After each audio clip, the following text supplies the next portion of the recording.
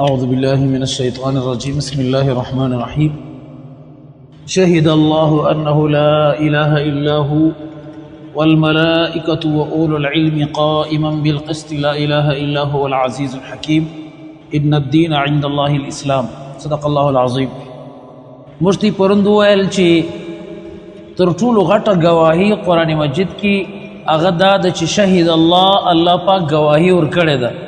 الله پاک دا گواهی چیرې ورکړې ده؟ الله پاک دا گواهی د حضرت آدم علیه السلام سوانه سی بیا د حضور علیه السلام پورې چې کوم کتابونه دي آسماني یا کومې صحیفې دي په هغه ټولو کتابو کې په هغه ټولو صحیفو کې ټولو انبیاو ته الله پاک فرمایلی دي چې الله پاک یو دی. او الله تعالی فرمای والملائکة ټولو فرشتو هم د دې خبرې گواهی ورکړې ده چې الله پاک یو دی. و اولو العلم قائما بالقسط اور اهل علم چې کوم خلق دي هغه هم دا گواهی ورکړې ده چې الله تعالی واحد لا شریک دی، د الله پاک څخه ما سوا بل څوک د عبادت لایق او مستحق نه دی. قائما بالقسط الله تعالی حاکم دی د انصاف. لا اله الا هو بیا فرمایل سو لا اله الا هو نست لایق د عبادت سوای د الله هغه الله العزیز چې زبردست دی، الحکیم چې د حکمت والا دی. دلته علماء کرام فرمای الله پاک خپل گواهی ادا کړ ټول آسماني کتابو کې د دنیا هر انسان ته ورسېدله. اول ملائکه د الله تعالی فرشتو گواهی ادا کړ چې الله تعالی واحد لا شریک دی، ځکه فرشتي د الله پاک یو داسې معصوم مخلوق دی، یو داسې مطیع او فرمانبردار مخلوق دی چې هغه هر وخت د الله تعالی عبادت کی، داغو په مزاج کې، داغو په طبیعت کې، داغو په فطرت کې، داغو په خلقت کې، داغو په جبلت کې نافرمانی نشته. خالص طاعت دی. ځکه علماء کرام مرشد ته فرمایي چې بھائی درې قسمه مخلوق دي، یو فرشته، یو انسانان، یو جنات او شیاطین. فرشتي چې دي هغه محض خیر دي، خالص خیر دی، داغو په جسم په وجود کې صرف او صرف خیر ایښول سوی دی، هغه که شر کول وغواړي نیسي کولی. او یو چې دی هغه جنات دي، جنات یعنی شیاطین، د شیطان چې کوم اولاد دی شیاطین هغه محض شر دی، خالص شر دی، مکمل شر دی، هغه که خیر کول وغواړي نیسي کولی، هغه خالص د شر جوړ. او انسان د دې په مابین کې پروردګار عالم یو داسې مخلوق پیدا کړی دی چې الله تعالی دغه په جسم په وجود کې د شر مادي هم یشي، د خیر مادي هم یشي. په دغه وجه د انسان اجر او ثواب په دغه وجه ډیر دی چې انسان کې باوجود د دې چې په دې کې د شر چې کوم یعنی د شر خبرې دي، د شر کارونه دي، د شر جذبات دي، د شر جذبات هم د په وجود کې پرتی دي او د خیر جذبات هم د په وجود کې پرتی دي. نو شر کے جذبات کے ہوتے ہوئے چې بیا هم د خیر کی، بیا هم د نیکی کی، بیا هم د اچھائی بلائی و طرف ته راځي. نو دا ډیره غټه خبره ده، الله پاک د غټ اجرونه وکړي. ځکه الله پاک د انسان لپاره یو قانون کښېښوی، من جاء بالحسنة فله 10 امثالها. چا که خالی یو نیکي وکړه هغه ته کم سے کم په 10 میلاویږي. دا په 10 ځکه ورته میلاویږي، یعنی د مؤمن د نیکي شمار چې دی، د مؤمن د نیکي کیلکولیشن چې دی هغه د 10 اگر څه کم سته نه، د 10 څه کم نسته، د 10 څه بالا شروع. د مؤمن د یوې نیکي چې کم حساب کتاب الله پاک دته اجر او ثواب ورکړي هغه د 10 څه په دې خوا اگر څه سته نه، د 10 څه شروع دي. بیا بعضې نیکیان دا ته راځي چې د هغه په باره کې الله تعالی فرمایي مثل الذین ينفقون اموالهم فی سبیل الله کمثل حبة انبتت 7 سنابل فی کل سنبلة 100 حبة والله یضاعف لمن یشاء والله علیم حکیم. زما محترم قرآن مجید کې الله پاک دومره ډېر علوم، دومره ډېر کمالات ایښي دي، خو بس موږ کمزوري یو. الله پاک په دې آیت مبارک کې د هغه مال، د هغه صدقې، د هغه خیرات مثال بیان کړی دی، کم مال کمه صدقه چې د الله په لار کې ولګېږي. خو په دغه کې الله پاک دننه یوه بله خبره هم راته کړې ده. هغه دا خبر راته کړې ده چې د غنمو ښه تخم یې پر شم ځکه برابر سي په ښه موسم کې، په خپل وخت کې، نو دا کم سے کم یو دانه غنم 100 دانې غنم. الله پاک فرمای مثل الذین ينفقون اموالهم فی سبیل الله، مثال د هغه خلکو کم خلک چې خپل مالونه د الله په لار کې لګي. مثل حبة، مثال د غنمو د هغه دانې دی، کمثل حبة انبتت 7 سنابل فی کل سنبلة 100 حبة، چې د غنمو هره دانه چې کومه ده دغه څه یو یعنی پوده راشنه کېږي، په هغه پوده کې دننه عموما اوه دانې وږي، په یوه وږي کې 100 دانې غنم، نو د یوه غنم څخه اوه دانې وږي او په هر وږي کې چې 100 غنم سو نو 100 غنم سو، نو د یوه دانې غنم څخه چې کله کارآمد مځکې کاشتکار خلکو ته دا شی ښه معلومیږي، د دې زیات هم راځي. د الله پاک هغه درمیانه درجه بیان کړې ده. ځکه داسې هم سوي دي چې یو سړي د یوې ګونۍ غنمو څخه 100 ګونۍ اخیستې، د یوې ګونۍ غنم تخم څخه 100 ګونۍ چې اخیستې، دا خو معلومه شو چې دا خو د 200 زیاته کړې ده. نو الله تعالی فرمایي چې کم سړی د الله په لار کې 1 روپۍ ولګي نو الله پاک هغه 1 روپۍ کم سے کم په 200 ورکوي. او بیا په دې کې چې فی سبیل الله خبره ده، په هغه کې بعض علما کرام اختلاف کوي که دغه 1 روپۍ ته د الله په لار کې دا ته راولګوې چې تم د الله په لار کې مسافر یې، په تبلیغ تللی، په جهاد تللی، د علم په طلب تللی، ستا بیا په دې کې په څو کې ضرب ورکول کېږي، بیا د 1 روپۍ څخه 49 کروڑ جوړېږي، د 1 روپۍ څخه 49 کروڑ جوړېږي. ځکه هغه موږ ته چې کوم کتاب وایو فضایل اعمال، فضایل حفظ القرآن، په فضایل حفظ القرآن کې چې دا حدیث دی چې کوم مؤمن د رمضان په میاشت کې د قرآن مجید تلاوت کوي او د قرآن مجید تلاوت دی په تجوید سره کې صاف صاف وایي، صحیح وایي، الله تعالی دته پر یو نیکي باندې 9 کروڑ 45 پر یو حرف باندې 9 کروڑ 45 لک نیکیانې ورکړي.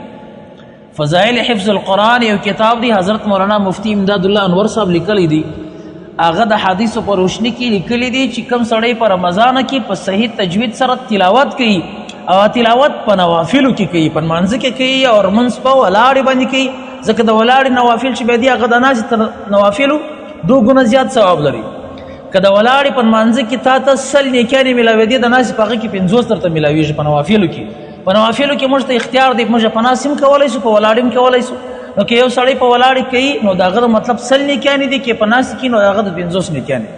نو په یو حرف باندې الله پاک موږ ته 9 کروڑ 45 لک نیکیانې راکړي. نو د هغه حساب سره هغه 1 روپۍ بیا 49 کروڑ روپۍ ته رسېږي.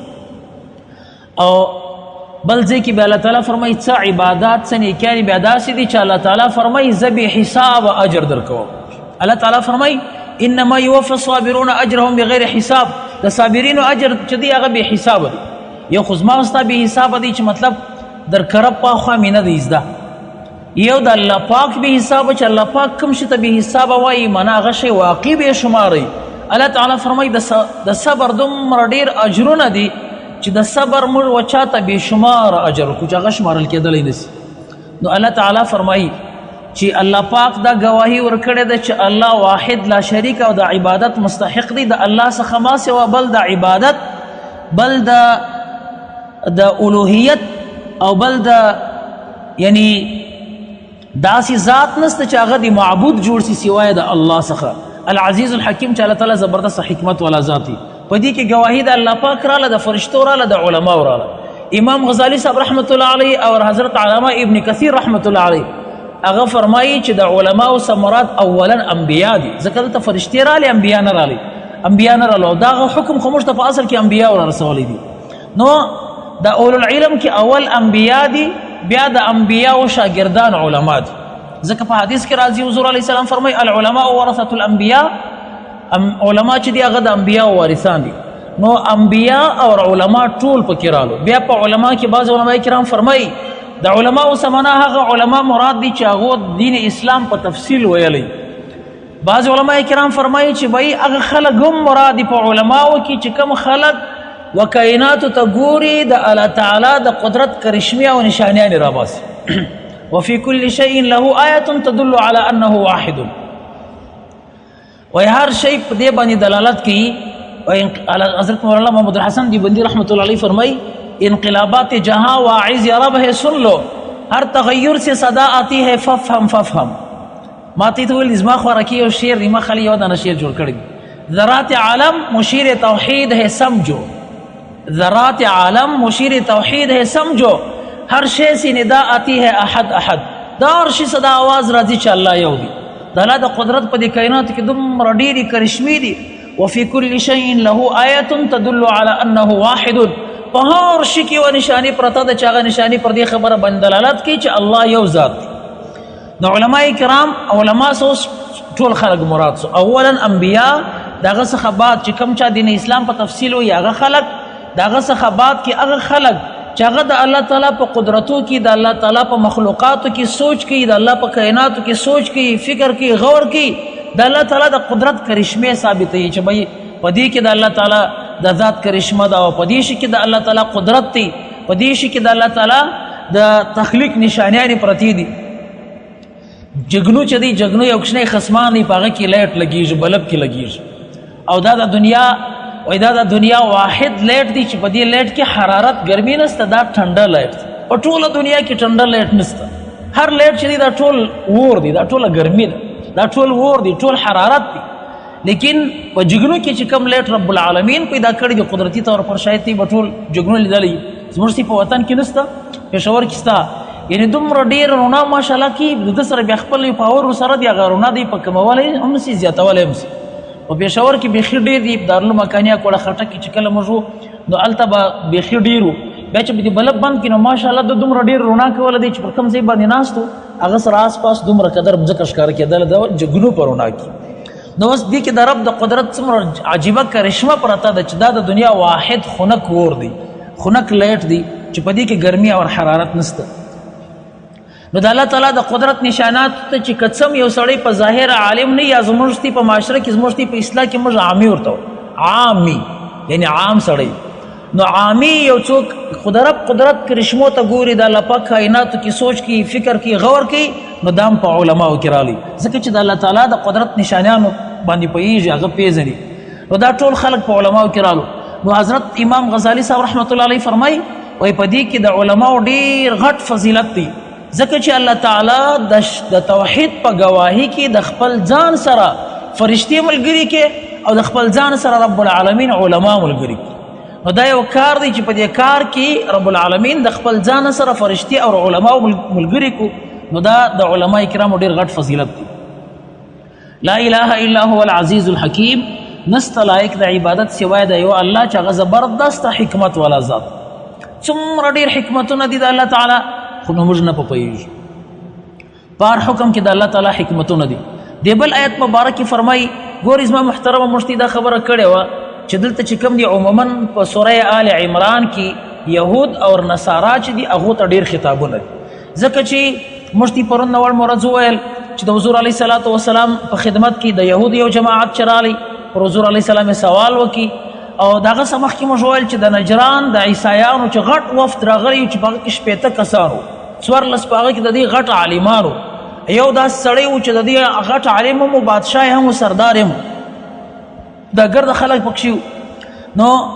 عموما خطاب دی ته دی نو اوس چې الله تعالی دا خبره وفرمایله چې شهد الله ګواهي ورکړي چې الله یو واحد لا شریک دی او د الله څخه ما سوا د عبادت لایق بل څوک نشته نو د عیسایانو پر عقیده باندې رد سو چې دوی حضرت عیسی علیه الصلاۃ والسلام د الله پاک ته نعوذ بالله په خدایي ورګړي او چې دا د الله پاک سره په خدای کې شریک دي کله وایي چې د الله پاک زوی دي کله وایي چې مطلب الله پاک خدایان درې دي په هغه کې یو عیسی علیه السلام دی کله وایي عیسی علیه السلام د الله پاک زوی دي نو الله تعالی وفرمایل چې نه نه واحد لا شریک الله دی د الله څخه ما سوا بل هېڅ د عبادت لایق نشته الله پاک د اولاد د دې کمزورو خبرو سره الله پاک اوس الله تعالی فرمایي چې که عیسایت دی که یهودیت دی که د دنیا نور ټول اقوام او مذاهب دي الله تعالی فرمایي چې زما په نزد باندې دین مقبول چې دی هغه صرف او صرف اسلام دی بس د نور ادیان ما ختم کو ما منسوخ کو دا ما معطل کو الله تعالی فرمایي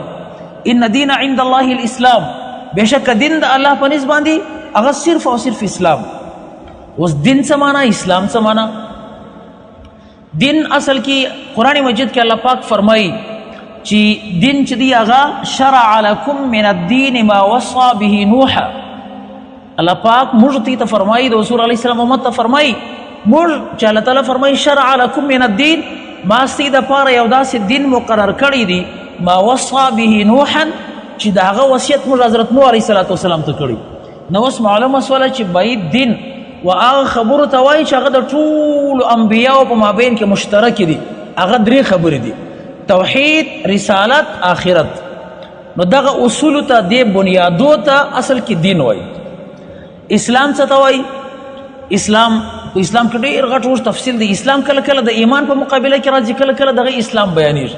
د اسلام خپل اصل ماده چې دا اصل مقصد چې دی دا چې کوم حروف موږ ځله خلاص کړو، د دې حروفو موږ پوسټ مارټم ورکوو، نو هغه کې موږ وایو یو سین دی، یو لام دی، یو میم دی. د سین او د لام چې کومه ماده ده دا معنا په سلامتی راځي، د دې معنا سلامتی، د دې معنا اطاعت، او د دې کې یو بله معنا دننه پرته ده ځان حواله کول، تسلیم چې ورته وایي. نو د اسلام معنا راووتله، د اسلام معنا دا د خپل ځان د الله حواله کول، او د اسلام معنا دا هم سو چې د دین اسلام کم تفصیلی احکامات دي. بیا زما محترم کله کله هغه یو حدیث جبریل چې راځي، مشهور غټ حدیث دی چې حضرت جبریل علیه الصلاۃ والسلام د صحابه کرامو په مخ کې د حضور علیه الصلاۃ والسلام سره د انسان په شکل کې راځي. بیا د حضور علیه الصلاۃ والسلام سره د څو خبرو پوښتنه کوي، مل ایمان، مل احسان، مل اسلام. ایمان څه ته وایي، احسان څه ته وایي، اسلام څه ته وایي، متى الساعه، قیامت به کله.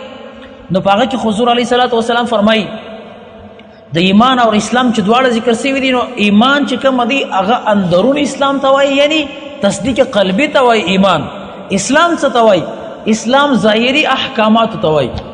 حضرت مولانا ورشا کشمیری صاحب رحمت الله علیه د زمانه یو انتهایی غټ حجت الاسلام تیر شوی دی، یو داسې علم الله پاک ورکړی دی، یو داسې حافظه الله تعالی ورکړې ده.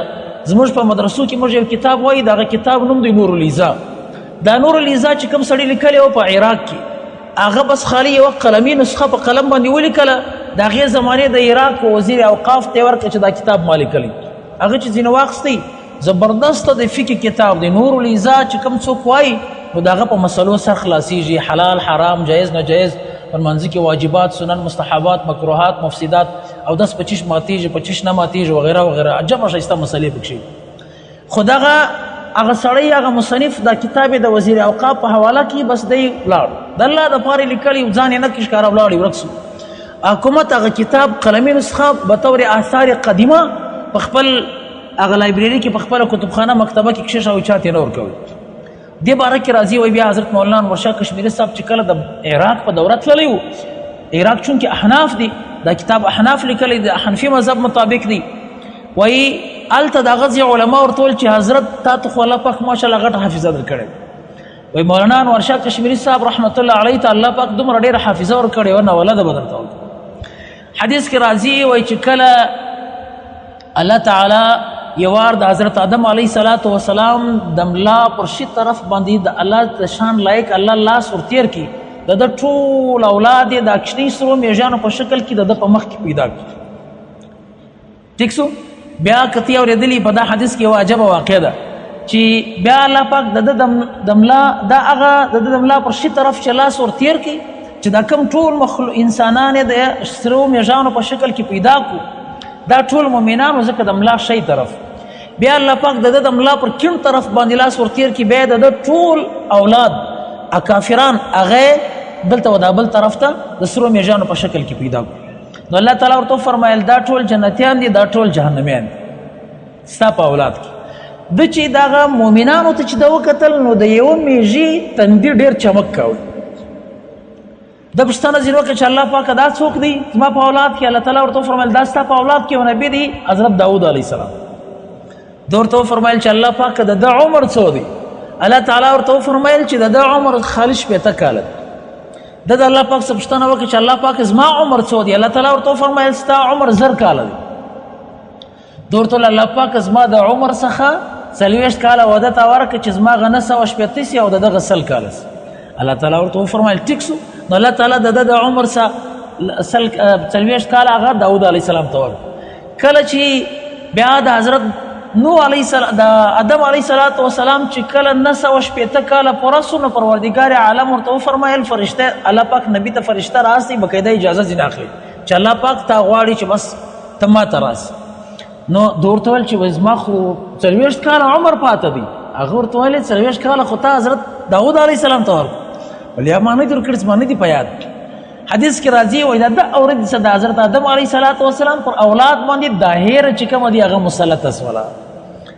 نو د چې کوم ویر سو هغه 40 کاله چې دور کړی وو نو د په اولاد کې دا شی رالی داهر د په اولاد کې دا اورېد سره روانه ده. نو په دې کې علما کرام فرمایي چې په امت کې څو ذهینه خلک تیر سوي دي. هغه ذهینه خلک دا وایي چې موږ چې الله پاک کله د دغه میږیانو په شکل کې پیدا کړو. بیا حدیث اوږد حدیث کی تفصیل کې راځي چې بیا دغه د مسلمانانو الله پاک داسې د ګول دایرې په شکل کې سره کښېنول، بیا چې د کوم څوک داسې په برابرو په د دایره کې نر و ښځې پروردګار عالم د هغو نکاح وي سره ولیکلې. وایي حضرت علی رضی الله تعالی په باره کې راځي، هغه فرمایي وایي زما دغه اخو د دوی ارواح د دوی روحان الله پاک دلته پیدا کړو د سرو میږیانو په شکل کې. نو زموږ وجودونه خو په هغه زمانه کې نه وو، زموږ روحانو ته زموږ ارواحو ته پروردګار عالم د سرو میږیانو شکل ورکړي. حضرت علی رضی الله تعالی عنہ فرمایي چې زما په یاد دي چې زما دې څنګ ته څوک زما دې څنګ ته څوک، زما د روح په یاد دي، د ده ذهن دومره ډېر تیز دی. د علامه ابن العربي رحمت الله علیه په باره کې هم راځي چې هغه دا خبره کوله چې زما هم په یاد دي چې زما څنګ ته څوک. د حضرت مولانا انور شاه کشمیری صاحب رحمت الله علیه په باره کې هم دا خبر راځي چې هغه هم دا خبره کوله چې زما هم په دغه عالم ارواح کې په یاد دي چې زما څنګ ته څوک. دا دومره ډېر ذهینه سړی. د دارالعلوم دیوبند دومره غټه کتابخانه ده لکه دا زموږ مسجد دوه واره. وایي ده به ویل الله دې نه کړي، الله دې نه کړي که خدا نه خواسته دا زموږ مکتبه سیلاب ویسي یا خدا نه خواسته ور واخلي. والغټه خبره نه کوم، بطور تحدیث بنعمت وایم، د رب نعمت بیانوم. انشاءالله انور شاه به دا ټول کتابونه برته د سره ولیکي. دومره غټه حافظه الله پاک ورکړې. حضرت مولانا انور شاه کشمیری صاحب رحمت الله علیه هغه عجبه تعبیر کوي چې ایمان څه ته وایي، اسلام څه ته وایي.